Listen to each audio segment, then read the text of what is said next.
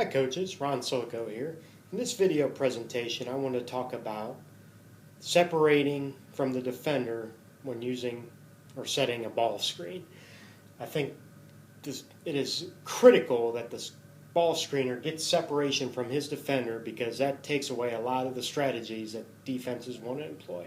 Defenses want to either hedge hard, soft hedge, trap, jam, or do some other different things. But if we can get our screener to separate from that defender, get some daylight before setting that ball screen, the defense is really in a scramble mode. And what I want to talk about are just some different ways and some different ideas you can get your screener to getting that separation from the defense. First thought here was slipping to the basket. And maybe this is just a thought you can do at the beginning of a game and early in a possession as you're working through, is just having that offensive player coming out and then setting that fake screen and then diving right to the basket.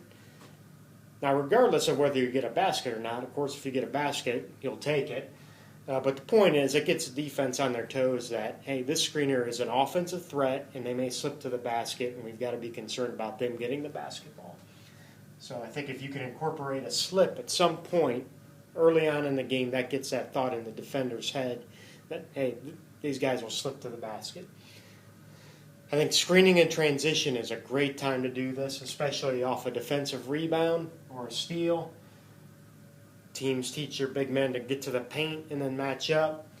So if you're dribbling the ball down the floor, you're a post player, maybe even as a trailer, and your defender's already back in the paint, you can come over and set a nice ball screen then, and now the dribbler's got some room to work with. So screening in transition, I think, is something to look for. The old standby, the V-cut. The V-cut is a great way to get separation, and I watch a lot of basketball games where I see the screeners just run out to the ball. So I think we need to look for opportunities. The ball's here.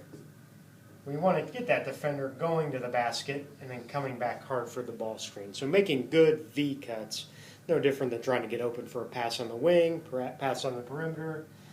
Use a good V-cut to separate from the defender. Another method I've seen used really well is get that person that you want to set the ball screen to set a screen off the ball first. What will happen? So let's take a scenario here. We got a screener here. Got the ball here. Have our screener go down and set a down screen. Defense is helping out on the cut. And we might be able to run out and get some separation that way for a ball screen. Another way to do it is you can just invert that a little bit. Have this be the screener. Dribbling over. Set a flare screen. Try and get defense to help. And then run out and set the ball screen that way. Another alignment that you could do to get this screening action, stack it. Set down screen and then just have that other player come out and set a nice ball screen. So screening off the ball in some manner before going to set a ball screen.